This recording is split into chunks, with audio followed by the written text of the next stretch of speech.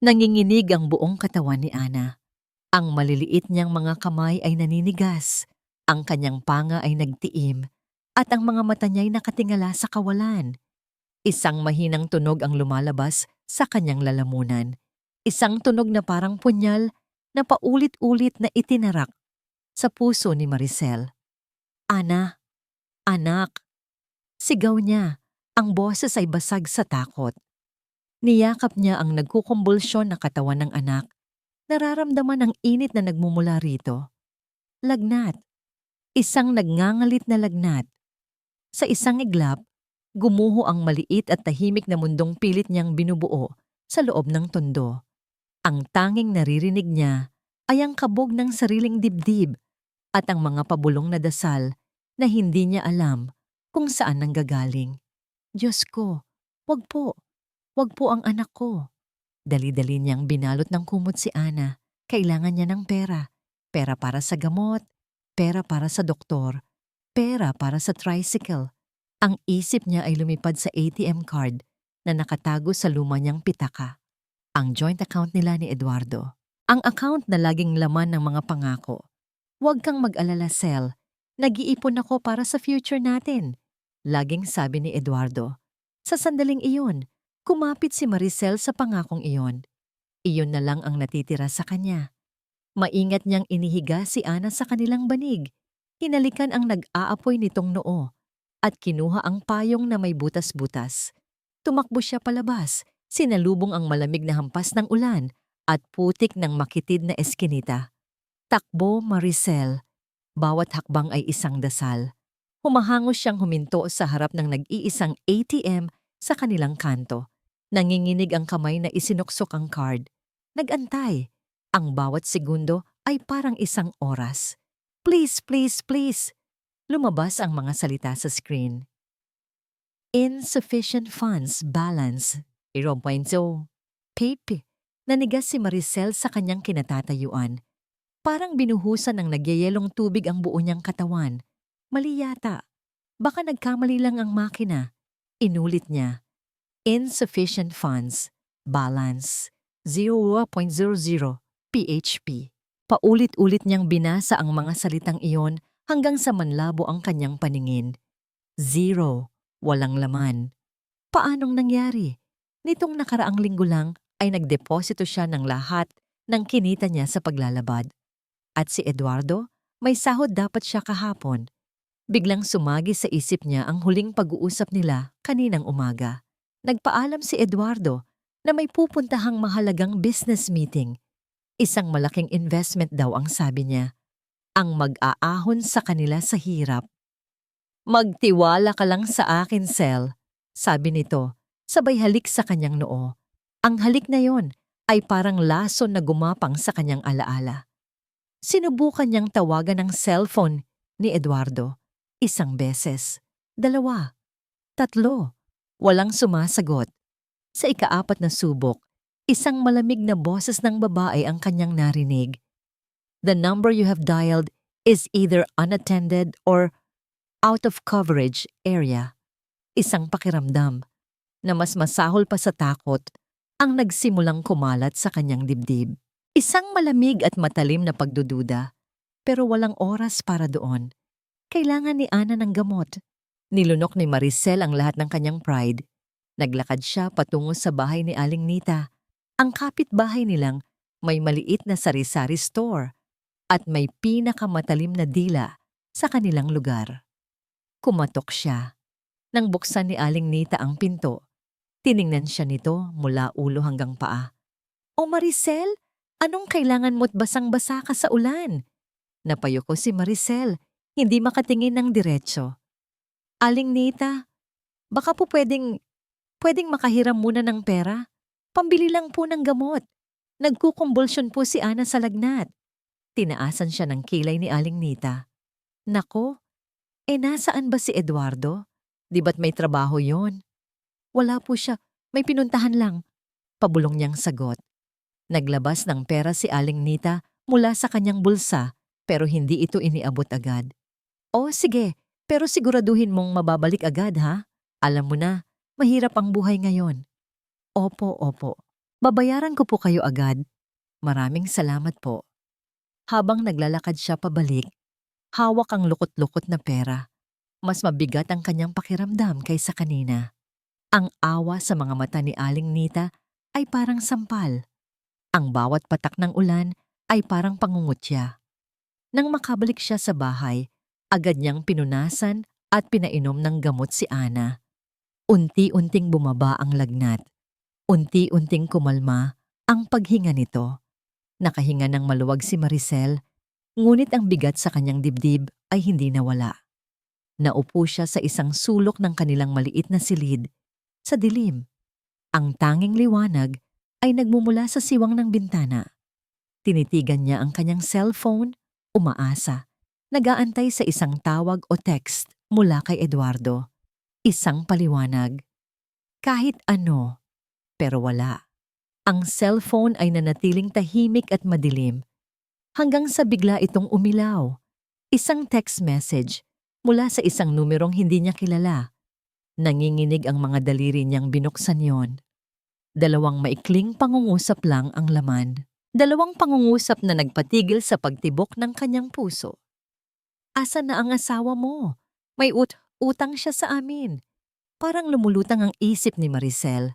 Ang mga salitang nabasa niya sa text ay paulit-ulit na naglalaro sa kanyang utak, bumubuo ng isang nakakapanindig balahibong melodiya.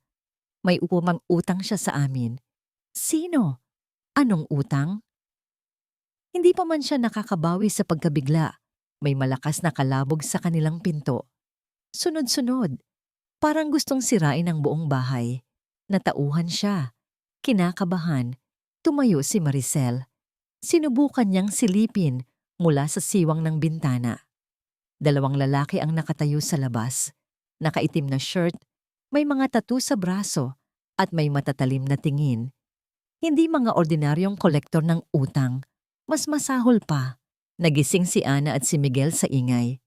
Ma, sino po yan? Tanong ni Miguel. Ang boses ay nanginginig sa takot. Niyakap ni Maricel ang kanyang mga anak. Pinilit na maging matatag.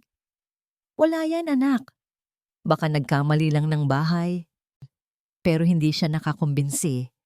Maricel Reyes, lumabas ka dyan. Alam naming nandyan si Eduardo. Bayaran niyo ang utang niya. Sigaw ng isang lalaki. Ang boses ay parang kulog. Kinilabutan si Maricel. Alam nila ang pangalan niya. Alam nila ang bahay niya. Wala po dito si Eduardo. Sigaw niya pabalik. Pinipilit na hindi manginig ang boses. Huwag ka nang magsinungaling. Ilang araw na siyang di sumasagot sa tawag namin. Siguradong nakasama mo siya sa pagtakas. Sabi ng isa pa. Sinisipa pa ang pinto. Tinakpan ni Maricel ang tenga ng mga anak. Naramdaman niya ang malamig na pawis na dumadaloy sa kanyang likod. Nagkatinginan sila ni Miguel. Ang mga mata nito'y puno ng tanong at takot. Sumagi sa isip niya ang ATM na walang laman, ang business meeting ni Eduardo, ang future na laging niyang sinasabi. Lahat ng pangako ay parang bula na, unti-unting nawawala. Hindi utang sa tindahan, hindi utang sa kapitbahay. Ito ay utang sa mga taong hindi mo gustong utangan, mga taong walang awa. Sa loob ng ilang minuto, nawala ang mga lalaki. Ngunit ang kanilang anino ay nanatili sa kanilang tahanan. Niyakap ni Maricel ang kanyang mga anak. Ang bawat paghinga ay mabigat. Anong gagawin niya? Paano niya poprotektahan ang mga anak niya? Naisip niya ang lahat ng mga gabi na hindi siya nakatulog. Ang lahat ng oras na nagtrabaho siya ng doble. Ang lahat ng pagtitipid. Para sa pamilya, para sa mga anak, para sa future na ipinangako ni Eduardo. Pero walang future kasama si Eduardo. Tanging utang, panganib, at sakit lang ang iniwan niya. Dahan-dahan, sa ilalim ng ilaw ng buwan na sumisilip sa butas ng bubong, bumangon si Maricel. Tumingin siya sa mga anak niyang natutulog na muli. Ang kanilang mga mukha ay inosente. Walang alam sa bigat ng problemang kinakaharap niya. Pinilit niyang ngumiti. Hindi para sa sarili niya. Para sa kanila. Naglakad siya patungo sa ilalim ng kama, Sa pinakatagong sulok, dahan-dahan niyang inabot ang isang lumang kahon ng sapatos. Ang kahon na tanging siya lang ang nakakaalam. Binuksan niya iyon. Sa loob ay hindi mga lumang larawan o sulat pag-ibig, kundi 20 maliliit na passbook, 20 lihim na alkansya. Ang kwento doon niya. Ang bawat passbook ay may sariling kwento. Ang isa ay mula sa pinagbilhan niya ng mga lumang bote at dyaryo. Ang isa ay mula sa labis na bayad sa paglalabada. Ang isa naman ay mula sa mga oras na nag-overtime siya sa pagtatahi ng mga basahan. Mayroon din mula sa bawat barya na tinipid niya sa pamasahe, sa bawat pagkain na kanyang nilaktawan para lang may madagdag sa ipon. Hindi ito ipon para sa bagong TV, hindi para sa handaan. Ito ay ipon para sa sakuna, para sa pinakamalaking takot niya, ang araw na tuluyan ng gumuho ang kanyang pamilya. Ang araw na kinailangan niyang tumakas. Kinuha niya ang bawat passbook, tiningnan ang mga numerong nakasulat doon. Maliliit na halaga, pero pag pinagsama-sama, ito ay sapat. Sapat para sa isang bagong simula. Sumagi sa isip niya ang mukha ni Eduardo, ang mga pangako niya, ang kanyang pagtataksil. Naramdaman niya ang galit na bumubulwak mula sa kaibuturan ng kanyang puso. Galit hindi lang kay Eduardo, kundi pati na rin sa sarili niya. Bakit siya naging bulag? Bakit siya naging martir? Pero sa gitna ng galit, may namuong apoy ng determinasyon. Hindi na siya magpapagamit, hindi na siya magpapaapi. Huminga siya ng malalim. Tumingin muli sa mga anak niya. Hindi na sila mamumuhay sa takot. Hindi na sila mamumuhay sa anino ng utang at pagtataksil ni Eduardo. Isinara niya ang kahon. Nagdesisyon siya. Ang oras ng pagtakas ay dumating na. Wala pang araw, pero gising na ang diwa ni Maricel. Sa liwanag ng isang maliit na kandila, pinagmasdan niya ang mga natutulog na mukha ni Ana at Miguel. Payapa. Walang kamalay-malay sa bigat ng desisyon na ginawa niya para sa kanilang tatlo. Hinaplos niya ang buhok ni Miguel at pagkatapos ay ang noo ni Ana. Mainit pa rin, pero hindi na kasing init ng kagabi. Dahan-dahan siyang tumayo. Inayos niya ang isang maliit na bag na naglalaman ng ilang pirasong damit, ang mga passbook at ang lahat ng pera na na-withdraw niya kahapon. Iyon na ang buong buhay nila ngayon, kasya sa isang bag. Tumingin siya sa paligid ng kanilang maliit na bahay. Ang mga dingding na saksi sa kanyang mga pangarap at sa kanyang mga luha. Ang mesang pinagsaluhan nila ng tawanan at ng mga pangako. Ang banig na naging kanlungan ng kanyang pag-asa. Hinubad niya ang manipis na singsing sa kanyang daliri. Ang wedding ring nila ni Eduardo. Malamig ito sa kanyang palad. Hindi na ito simbolo ng pag-ibig, kundi isang paalala ng pagtataksil. Maingat niyang ipinatong ang singsing sa ibabaw ng mesa. Isang tahimik na pamamaalam. Gising na mga anak, bulong niya. Ang boses ay malumanay, pero may diin. Aalis na tayo. Ang biyahe papuntang Olongapo ay isang mahabang panalangin. Bawat preno ng bus, kumakabog ang dibdib niya. Bawat tingin ng mga estranghero, pakiramdam niya'y huhusgahan siya. Niyakap niya ang kanyang mga anak na natutulog sa kanyang balikat, ang tanging init at lakas niya sa malamig na takot na bumabalot sa kanya. Biglang tumunog ang kanyang cellphone, isang kamag-anak mula sa Maynila. Ang tita Elena niya. Kinabahan siya, pero sinagot niya ito. Hello, tita? Sel, kamusta na? Nabalitaan ko kay Aling Nita na may sakit daw si Ana. Pinilit ni Maricel na maging kalmado ang kanyang boses. Okay na po siya, tita. Medyo nilagnat lang po. Nagbabakasyon lang po kami ngayon para makalanghap ng sariwang hangin. Isang kasinungalingan. Isa pang kasinungalingan para pagtakpan ang katotohanan. Ganoon ba? Saan kayo pupunta? Diyan lang po. Sa may beach. Sige po, tita. Medyo mahina po ang signal. Tawag na lang po ako ulit. Pinatay niya ang tawag. Napapikit siya ng mariin. Ang bawat kasinungalingan ay parang isang hakbang papalayo sa dati niyang buhay. Sa Olongapo, naging mabilis ang lahat. Ang opisina ng agency, ang mga papeles, ang huling pirma, ang kanyang visa bilang isang simpleng manggagawa sa California. Lahat ay parang isang panaginip na hindi niya kontrolado. Nang sa wakas ay makarating sila sa airport, doon lang nagsimulang mag-sink in ang lahat. Ang ingay, ang dami ng tao, ang mga anunsyo sa speaker. Ito na yun, ang huling hantungan bago ang isang bagong simula. Habang nakapila sila sa immigration, hinawakan ni Miguel ang kanyang kamay. Tumingala ito sa kanya, ang mga matay puno ng inosenteng pag-aalala. "Ma, bakit po tayo aalis?" tanong nito. Lumunok si Maricel. "Para sa inyo anak. Para sa atin. Hindi na po ba natin makikita si Papa?" Ang tanong na yon ay parang isang suntok sa kanyang sikmura. Yumuko siya at niyakap ang anak. Isang mahigpit na yakap. Hindi niya masagot ang tanong. O marahil, ayaw niyang sagutin. "Magiging okay din ang lahat, anak." Ang tanging lumabas sa kanyang bibig. Nasa loob na sila ng eroplano. Nakaupo si Maricel sa tabi ng bintana. Sa kanyang kandungan, natutulog si Ana. Sa tabi niya tahimik na nakatingin sa labas si Miguel. Naramdaman niya ang pag-uga ng eroplano, ang malakas na ugong ng makina, at pagkatapos, ang dahan-dahang pag-angat. Tumingin siya sa labas.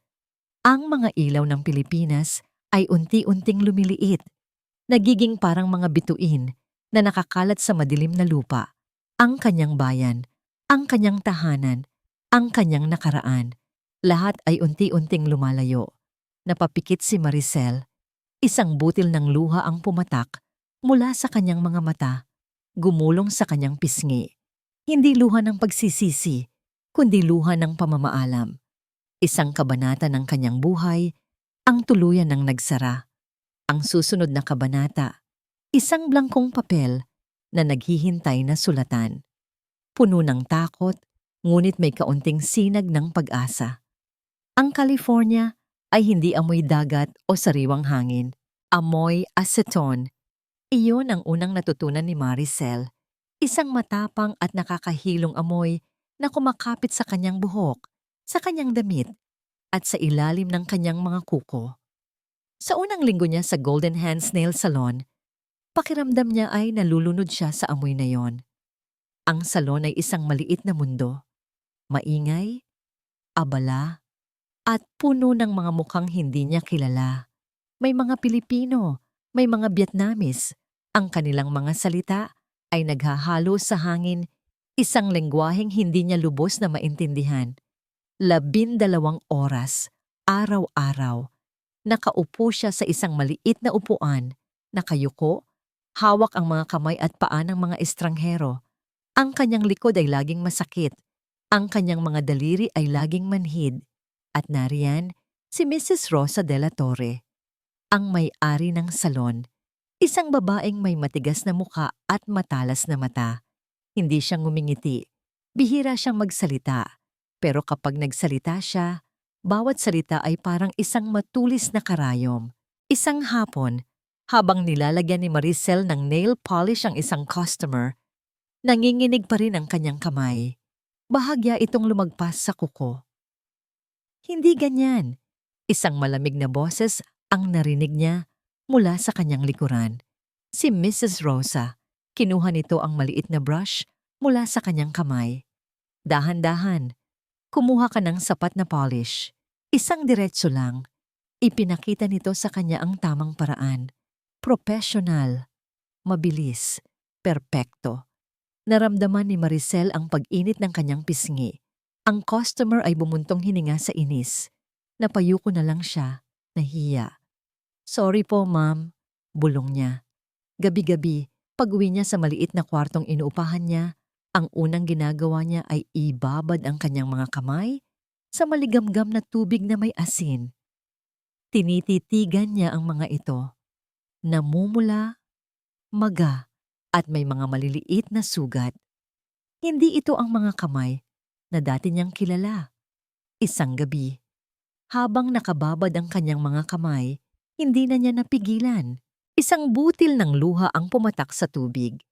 Sinundan pa ng isa at isa pa. Umiyak siya ng tahimik. Ang mga hikbi ay pinipigilan sa lalamunan. Umiyak siya dahil sa pagod, dahil sa sakit, dahil sa pangungulila. Para sa mga anak mo, Sel, para sa kanila. Paulit-ulit niyang sinasabi sa sarili. Sa gitna ng kanyang pag-iyak, tumunog ang kanyang cellphone. Video call. Sina Ana at Miguel. Agad niyang pinunasan ang kanyang mga luha, huminga ng malalim, at pinilit ngumiti bago sagutin. Mama! Masayang bati ng mga anak niya mula sa screen. Nasa bahay sila ng isang malayong kamag-anak na tumutulong mag-alaga sa kanila. Hello mga anak ko, kamusta na kayo dyan? Sabi niya.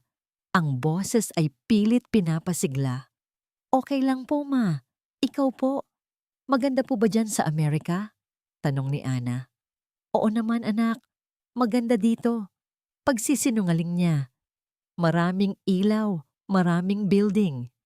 Kailan po kayo uuwi, Mama? Tanong ni Miguel. Ang tanong na yon ay sumaksak sa kanyang puso. Ngumiti lang siya. Malapit na, anak. Mag-iipon lang si Mama, ha? Maging mabait kayo dyan. Pagkatapos ng tawag, muli siyang napahagulhol. Ang bawat ngiti na ipinakita niya sa mga anak niya ay parang isang kasinungalingang lalong nagpabigat sa kanyang dibdib. Lumipas pa ang ilang linggo. Medyo nasasanay na si Maricel sa trabaho. Pero ang kaba ay laging naroon. Isang araw, isang babaeng Amerikana ang naging customer niya. Mataray ito at bawat kilos niya ay pinupuna. Be careful with that. That's too short. Ouch! Pawis na pawis si Maricel. Sinusubukan niya ang lahat para maging perpekto pero lalo siyang nagkakamali. Sa huling coat ng top coat, aksidente niyang nasagi ang daliri ng babae. Kumalat ang polish. Oh my God! Look what you did! Sigaw ng babae. Tinayo ang kamay para makita ng lahat. You ruined it! This is unacceptable! I'm not paying for this disaster! Lahat ng tao sa salon ay napatingin sa kanila. Nanliit si Maricel. Gusto niyang magtago sa ilalim ng mesa. I'm so sorry, ma'am. I can fix it. Nanginginig niyang sabi. Fix it? You've wasted my time. Sa gitna ng komosyon, nakita ni Maricel si Mrs. Rosa na papalapit sa kanilang pwesto. Ang mukha nito ay seryoso, walang emosyon. Dahan-dahan itong naglakad. Ang bawat hakbang ay parang isang malakas na kabog sa dibdib ni Maricel. Ito na. Ito na ang katapusan. Sesesantehin na ako. Huminto si Mrs. Rosa sa kanilang harapan. Ang tingin ay nakatuon. Hindi sa galit na customer, kundi sa nanginginig na kamay ni Maricel. Inaasahan ni Maricel ang galit, ang sigaw, ang pagsasabing, kunin mo na ang gamit mo at umalis ka na. Ngunit hindi iyon ang nangyari. Kalmadong lumapit si Mrs. Rosa. Ang una nitong tiningnan ay hindi ang customer, kundi si Maricel. May kakaiba sa mga mata nito. Hindi galit, kundi isang uri ng pag-unawa na hindi pa niya nakikita dati. Ako na ang bahala dito. Mahinang sabi nito sa Tagalog, para sila lang ang makarinig. Pagkatapos ay hinarap nito ang nagrereklamong customer. Sa perpektong Ingles, na may ngiti sa labi, sinabi nito, I am so sorry for the inconvenience, ma'am. Let me fix that for you, free of charge. Ang boses ni Mrs. Rosa ay parang musika. Mahinahon, ngunit may awtoridad. Agad na kumalma ang customer. Naupo si Mrs. Rosa sa pwesto ni Maricel. Kinuha nito ang kamay ng customer.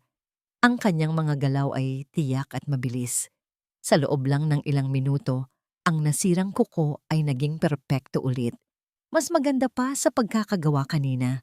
Tahimik lang na nanonood si Maricel mula sa isang tabi. Napahiya, pero kasabay nito ay ang paghanga. Ganoon pala dapat. Ganoon pala kagaling. Nang matapos at makaalis na ang customer, Nagsimula ng magligpit ang ibang mga empleyado. Isa-isa silang nagpaalam. Natira na lang sa salon ay si Maricel at si Mrs. Rosa. Nanginginig pa rin, nilapitan niya ang kanyang amo. Ma'am, sorry po talaga kanina. Pasensya na po.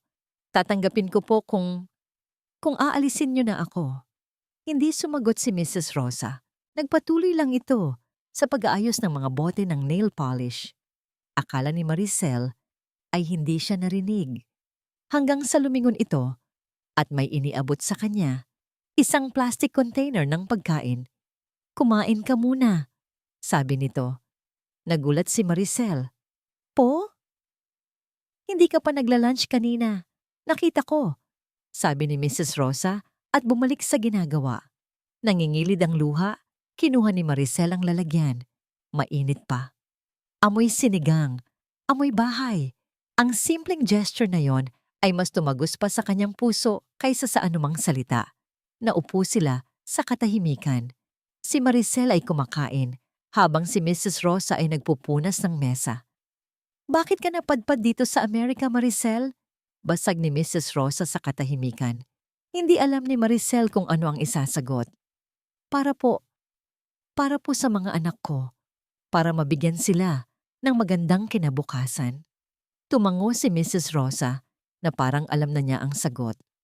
Huminto ito sa ginagawa at ipinakita sa kanya ang sarili nitong mga kamay. Hindi ito mga kamay na makinis. May mga kalyo ito. May mga peklat mula sa mga maliliit na hiwa. Ito ay mga kamay ng isang manggagawa. 15 taon na ang nakalipas. Pagsisimula ni Mrs. Rosa, ang tingin ay malayo. Iniwan din ako ng asawa ko. Kinuha niya lahat ng ipon namin at sumama sa ibang babae. Naiwan sa akin ang 2 kong anak at sandamakmak na utang. Natigilan si Maricel sa pagsubo. Napatingin siya kay Mrs. Rosa, hindi makapaniwala. Nakarating ako dito na walang-wala. Tanging ang lakas ng loob ko lang ang dala ko. Nagtrabaho ako sa isang salon na tulad nito. Umiiyak ako gabi-gabi. Pero araw-araw, bumabangon ako. Tumingin ito ng diretso sa mga mata ni Maricel. Nakikita ko ang sarili ko sa iyo, Maricel. Yung takot, yung hiya, yung determinasyon na nakatago sa likod ng lahat ng yan. Itinuro nito ang sarili niyang mga kamay. Ang mga kamay na ito ang bumuhay sa akin at sa mga anak ko. Ang mga kamay na ito ang nagpatayo ng salon na to. Tuturuan kita, hindi lang kung paano mag-cuticle o mag-nail polish. Tuturuan kitang tumayo sa sarili mong mga paa. Sa pagkakataong yun, tuluyan nang bumagsak ang mga luha ni Maricel. Luha ng pasasalamat, luha ng pag-asa. Sa unang pagkakataon mula nang tumapak siya sa California, naramdaman niyang hindi siya nag-iisa. Nang gabing iyon, bago umuwi si Maricel, tinawag siya ulit ni Mrs. Rosa. Maricel, sabi nito, tandaan mo, hindi ka biktima. Huminto ito saglit. Tinitigan siya ng may diin. Isa kang survivor. 7. 7 taon na ang lumipas. Ang amoy ng acetone ay hindi na gaanong nanunuot sa balat ni Maricel. Napalitan na ito ng amoy ng bawang at sibuyas na ginigisa sa kawali, ng bagong saing na kanin, at kung minsan, ng bulaklak mula sa maliit na hardin sa harap ng kanilang bahay. Ang kanilang bahay, hindi ito malaki. Isang maliit na bungalow na may 2 kwarto. Pero ito ay kanila. Bawat pako, bawat pintura, bawat piraso ng muebles ay bunga ng libu-libong kamay at paa na kanyang nilinisan at pinagandahan. Ma, can you pass the pepper? Napangiti si Maricel. Si Ana, 14 na taong gulang na, ay naghihiwa ng kamatis sa tabi niya. Ang kanyang galaw ay mabilis at tiyak. Ang dating sakiting bata ay isa ng dalagita na mas matangkad pa sa kanya. Heto anak, sabi ni Maricel. Inaabot ang paminta. Si Miguel, nasaan? Malapit nang maluto itong adobo. Nasa kwarto po, gumagawa ng homework. Tinatawag ko na po. Pumasok si Miguel sa kusina. Isang 11 anyos na batang lalaki na may salamin sa mata at seryosong mukha. Ma, I finished my math. Can I play on my tablet? Mamaya na, pagkatapos kumain, sagot ni Maricel. Halika na, tulungan mo ang ate mo na ihanda ang mesa. Habang pinapanood niya ang kanyang dalawang anak na nag-aasaran habang nag-aayos ng mga plato, isang mainit na pakiramdam ang bumalot sa kanyang puso. Ito na yon, ang pangarap na binuo niya mula sa mga pira-pirasong pag-asa. Isang simpleng buhay, isang payapang gabi, katahimikan. Kinabukasan, habang nag-aayos siya ng mga sulat, isang sobre ang pumukaw sa kanyang pansin. Mula ito sa eskwelahan ni Ana. Kinabahan siya saglit. Baka may problema. Dahan-dahan niyang binuksan ito. Sa loob ay isang sulat. Dear Miss Reyes, we are pleased to inform you that your daughter, Ana Reyes, has been selected for the Advanced Placement Program due to her outstanding academic performance. Hindi na niya tinapos ang pagbabasa. Niyakap niya ang sulat sa kanyang dibdib. Unti-unting namasa ang kanyang mga mata, pero hindi dahil sa lungkot, dahil sa purong kaligayahan. Lahat ng pagod, lahat ng sakripisyo, lahat ay nagkakaroon ng katuturan.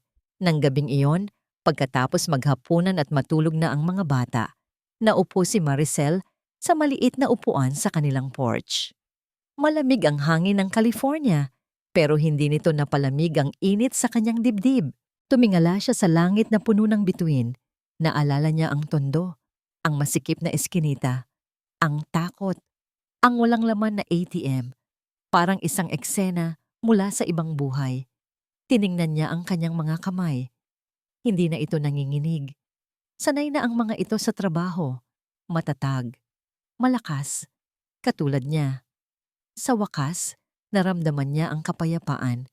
Isang kapayapaan na akala niya ay hindi na niya mararamdaman kailanman.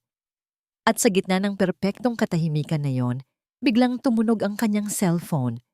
Isang pamilyar na ringtone na bumasag sa gabi. Kinuha niya ito mula sa kanyang bulsa. Tiningnan ang screen. Isang numero na hindi nakarehistro.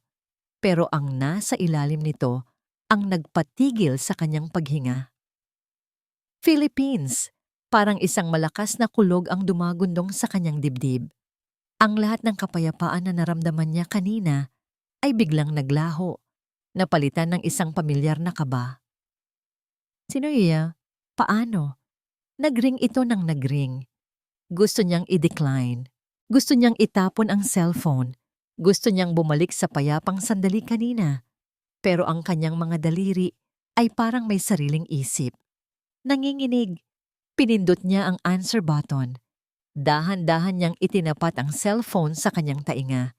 Hindi siya nagsalita. Naghintay. Isang mahinang tunog ng paghinga mula sa kabilang linya. Pagkatapos, isang boses. Mahina, basag, at pamilyar na pamilyar. Isang boses mula sa nakaraang ayaw na niyang balikan. Kaya sa Cell? Ang boses na yon, parang isang multo na bumangon mula sa hukay, biglang nanlamig ang hangin. Ang pintig ng puso ni Maricel ay naging isang mabigat at mabagal na tambol sa kanyang dibdib. 7 taon niyang sinubukang kalimutan ang boses na yon, ngunit sa isang salita lang, bumalik ang lahat. Eduardo, sabi niya. Ang pangalan ay parang laso na dumaloy sa kanyang dila. Chel, salamat sa Diyos at sinagot mo, sabi ng boses sa kabilang linya. Basag, paos, punong-puno ng isang emosyon na hindi niya agad makilala. Akala ko hindi mo na ako papansinin. Hindi nakapagsalita si Maricel. Nanatili siyang nakatayo sa porch. Ang kamay ay mahigpit na nakakapit sa rehas na kahoy. Ang lamig nito ay gumagapang sa kanyang balat. Sel, makinig ka. Parang awa mo na. Pagpapatuloy ni Eduardo. May kasamang hikbi. Alam kong galit ka. Alam kong wala akong karapatan. Pero kailangan kong marinig ang boses mo. Ang boses ng mga bata. Nagsimula siyang magkwento. Isang kwento ng pagsisisi at kasawian. Ikinuwento niya kung paano siya niloko ng babaeng sinamahan niya. Kinuha daw lahat ng pera at iniwan siyang parang aso. Ikinuwento niya ang mga sakit na dumapos sa kanya, ang hirap ng buhay, ang bawat araw na pinagsisisihan niya ang kanyang ginawa. "Patawarin mo ako, Sel," sabi niya. Ang boses ay basag na sa pag-iyak. "Nagkamali ako. Isang malaking pagkakamali. Kung maibabalik ko lang ang panahon." Habang nagsasalita si Eduardo, ang isip ni Maricel ay bumalik sa nakaraan. Naalala niya ang nanginginig na katawan ni Ana, ang zero balance sa ATM, ang mukha ng mga lalaking naniningil ng utang, ang takot sa mga mata ni Miguel, ang bawat sentimong inipon niya mula sa sarili niyang pawis at luha. Isang parte niya, ang dating Maricel, ang martir, ay nakaramdam ng kirot, isang maliit na patak ng awa. Ngunit ang bagong Maricel, ang survivor, ay nakaramdam ng isang matalas na galit. Ang mga sugat na akala niya'y naghilom na ay biglang kumirot, sariwa at masakit. "Kailangan ko nang ibaba ang telepono," sabi ni Maricel. Ang boses ay walang emosyon. "Teka, Sel, wag muna." Pinatay niya ang tawag.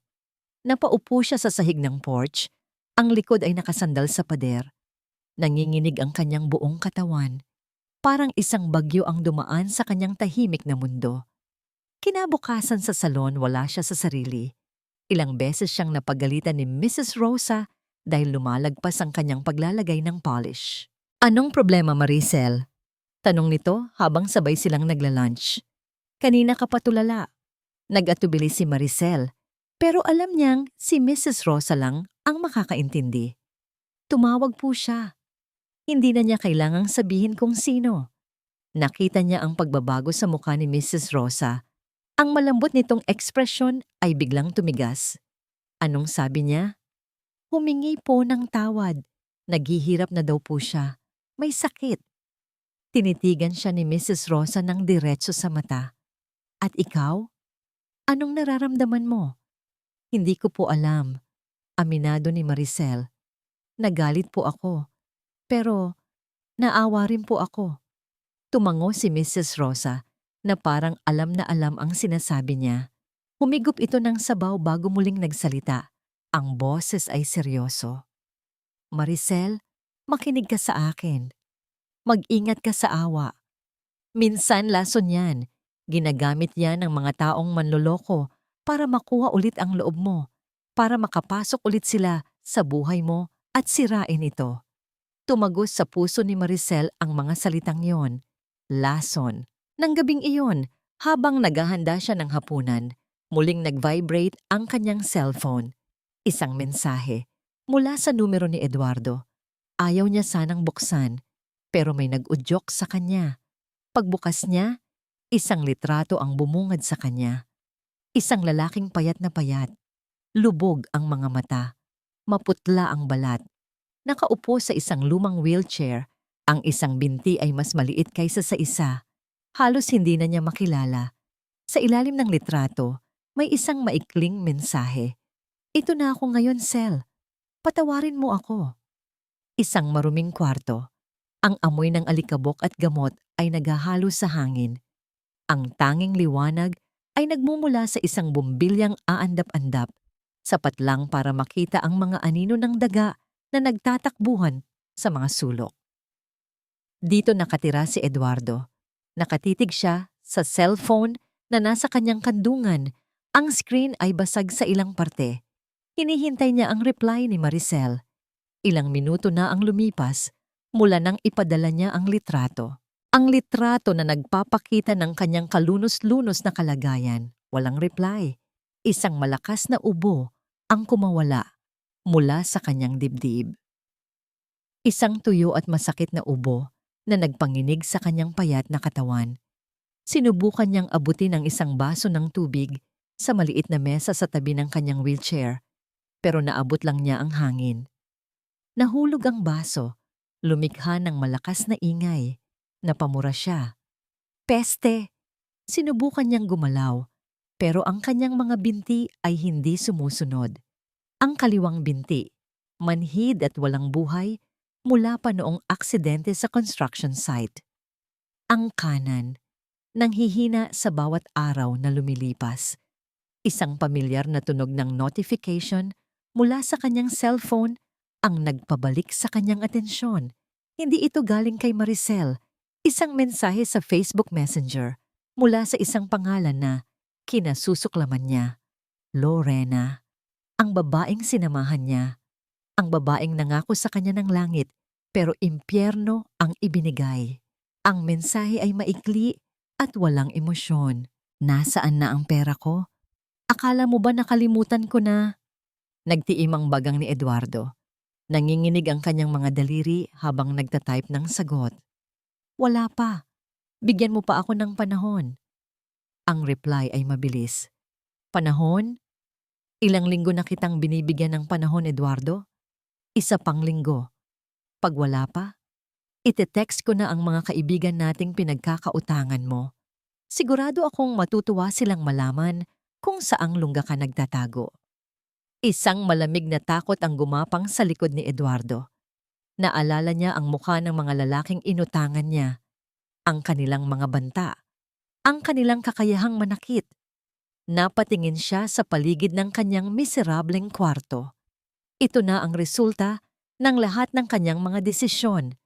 Ang pag-asang yumaman ng mabilis, ang pag-iwan sa kanyang pamilya, ang pagtitiwala sa maling tao. Biglang sumagi sa kanyang isip ang isang alaala. Ang huling araw na kasama niya si Lorena, nasa isang mamahaling restaurant sila noon, ipinagdiriwang ang investment na pinasok nila. Sa susunod na buwan, doble na ang perang ito. Mahal, sabi ni Lorena habang hinahaplos ang kanyang kamay. Makakaalis na tayo sa Pilipinas. Magsisimula tayo ng bagong buhay. Naniwala siya. Ang buong akala niya ay nahanap na niya ang katapusan ng kanyang mga problema. Ngunit siya pala ang naging problema. Kinuha ni Lorena ang lahat ng pera at isang araw, nagising na lang siyang mag-isa sa isang cheap na motel. Wala na ang babae. Wala na ang pera. Ang aksidente ay nangyari ilang buwan. Pagkatapos noon, nahulog siya mula sa scaffolding. At doon, sa sahig ng construction site, habang nararamdaman ang pagkawala ng pakiramdam sa kanyang mga binti, doon niya naintindihan ang lahat. Wala nang madaling paraan. Wala nang shortcut. Napatingin siyang muli sa kanyang cellphone. Sa isang lumang social media account, nakita niya ang isang public photo ni Maricel. Kuha ilang taon na ang nakalipas. Nakangiti ito, kasama ang dalawang batang hindi na niya halos makilala sa laki. Nasa likod nila ang isang maliit na bahay na may hardin. Kaginhawaan, kapayapaan. Lahat ng bagay na wala siya. Lahat ng bagay na winasak niya. Hindi pagsisisi ang tunay na nararamdaman niya, kundi desperasyon. Isang malalim at madilim na desperasyon na nagudyok sa kanya na gawin ang huling bagay na kaya niyang gawin. Huminga siya ng malalim. Kinuha niya ang cellphone. Dinial niya ulit ang numero ni Maricel, handa nang ilabas ang huling baraha sa kanyang palad. Handa nang gampanan ang papel ng isang kahabag-habag na biktima, umaasa sa isang huling pagkakataon para maisalba ang sarili. Cel! Bulong niya sa kawalan habang nagriring ang telepono. Kailangan talaga kita. Ang tunog ng pagring ng cellphone ay parang isang alarma sa gitna ng gabi. Nakaupo si Maricel sa kanilang sofa. Ang sala ay madilim, maliban sa liwanag na nagmumula sa screen. Ang litrato ni Eduardo sa wheelchair ay nakatitig pa rin sa kanya. 7 taon siyang nagtayo ng pader sa paligid ng kanyang puso. Isang mataas at matibay na pader para protektahan ang sarili niya at ang kanyang mga anak. Ngayong gabi, sinusubukan ng isang multo mula sa nakaraan na giba inang pader na yon, bato-bato.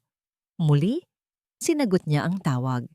Pero sa pagkakataong ito, iba na. Wala na ang kaba. Wala na ang awa.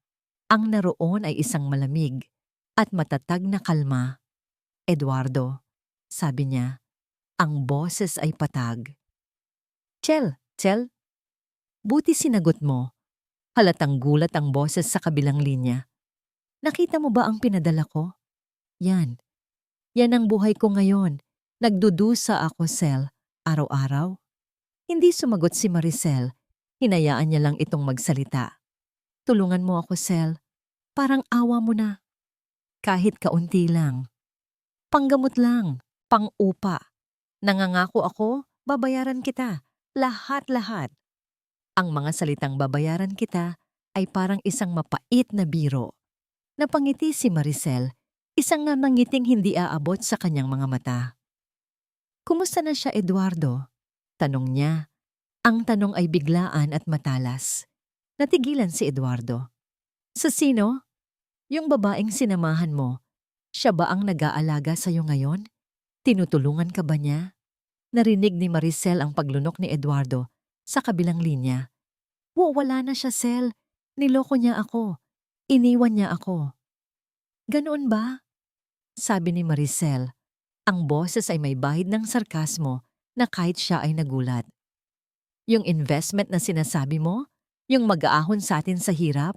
Kumusta na yon? Hindi nakasagot si Eduardo. Tanging ang mahina niyang paghinga ang naririnig. Dinidiin ni Maricel ang sugat at alam niya yon. Pero kailangan niyang gawin. Kailangan niyang malaman. Bakit ngayon ka lang tumawag, Eduardo? Pagpapatuloy niya. Sa loob ng 7 taon, nasaan ka? Naisip mo ba kung paano kami nabuhay? Kung may kinakain ba ang mga anak mo? Kung paano ko sila binuhay mag-isa sa ibang bansa? Patawad, Sel. Patawad. Ang tawad ba mabibili ang gamot ni Ana noong gabing iniwan mo kami? Ang tawad ba mabubura ang takot ni Miguel sa mga lalaking sumisipa sa pinto natin? Biglang nagbago ang tono ni Eduardo. Nawala ang pagmamakaawa, napalitan ng desperasyon at galit. Wala kang alam sa pinagdaanan ko. Akala mo ba ginusto ko to? Niloko rin ako.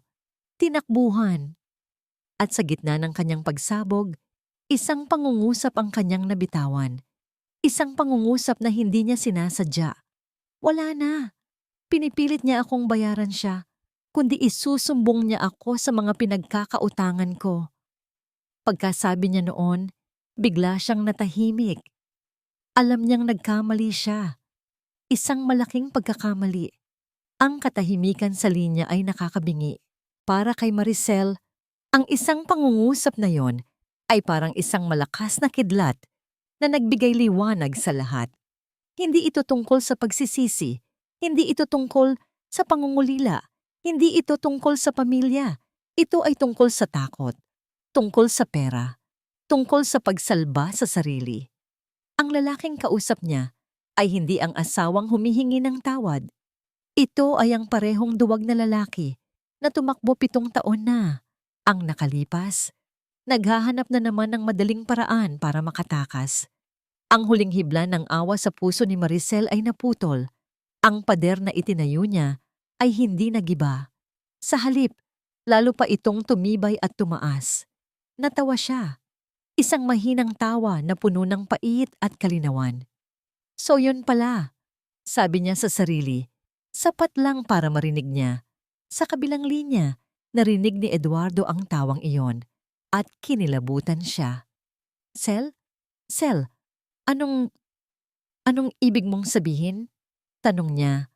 Ang boses ay puno na ng purong pagkataranta. Huminto sa pagtawa si Maricel. Huminga siya ng malalim. Ang dibdib ay gumaan sa unang pagkakataon ngayong gabi. Ang bigat na dinala niya sa loob ng 7 taon ay biglang naglaho. Nanatili siyang tahimik ng ilang sandali. Sa isip niya, naglalaro na ang mga salitang bibitawan niya.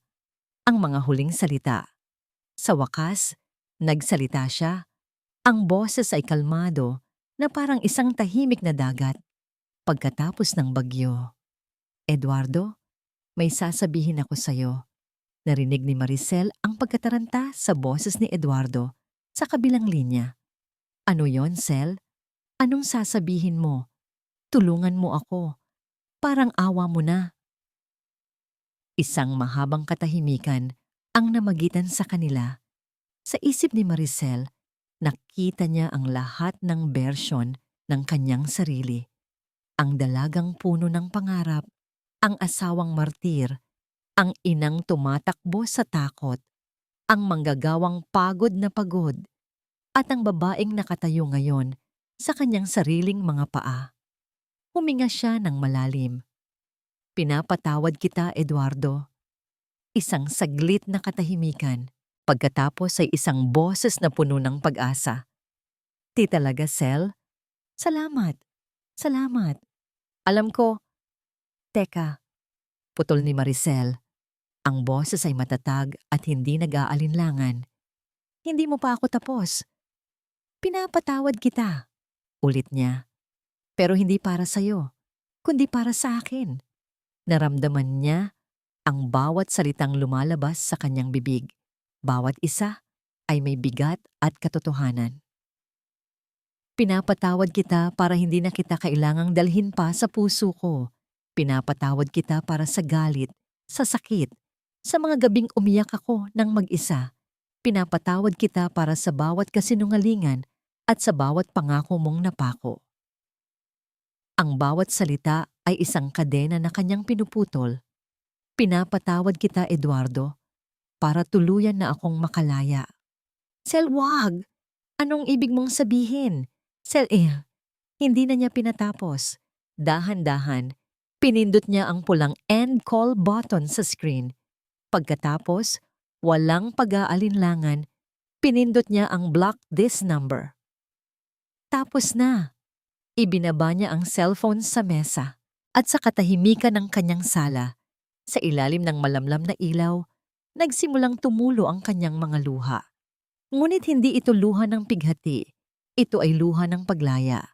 Bawat patak ay parang isang bigat na natatanggal sa kanyang dibdib, isang bigat na hindi niya namalayang pasan-pasan niya sa loob ng 7 taon.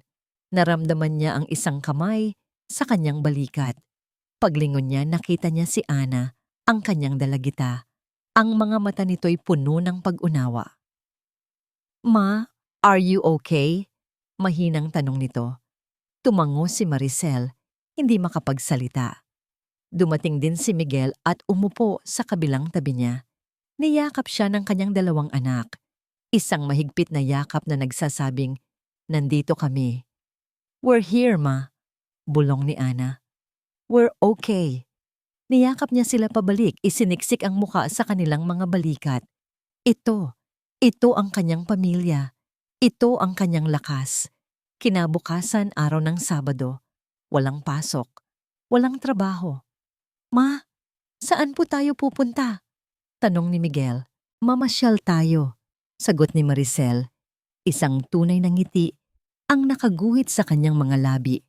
Sa unang pagkakataon, sa loob ng maraming araw, nagmaneho sila papunta sa dalampasigan, ang lugar kung saan laging dinadala ni Maricel ang kanyang mga anak kapag gusto nilang makalanghap ng hangin, kapag gusto nilang mangarap. Tumayo silang 3 sa buhanginan, nakaharap sa malawak na karagatan ng California. Ang araw ay dahan-dahang lumulubog, nag-iiwan ng kulay kahel at rosas na mga guhit sa langit. Ang maalat na hangin ay humahaplos sa kanilang mga mukha. Ang ugong ng mga alon ay parang isang walang katapusang awit. Tiningnan ni Maricel ang kanyang mga anak. Si Ana, na nangangarap maging isang doktor. Si Miguel, na gustong maging isang engineer. Ang kanyang 2 tunay na kayamanan, ang kanyang tunay na future. Mula sa masikip na eskinita ng Tondo hanggang sa malawak na karagatan na ito. Mula sa pagiging isang bilanggo ng nakaraan hanggang sa pagiging isang babaeng malayang humaharap sa hinaharap. Huminga siya ng malalim. Pinuno ang kanyang baga ng hangin ng kalayaan. Napapikit siya, dinadama ang huling sinag ng araw sa kanyang balat. Sa wakas, malaya na siya.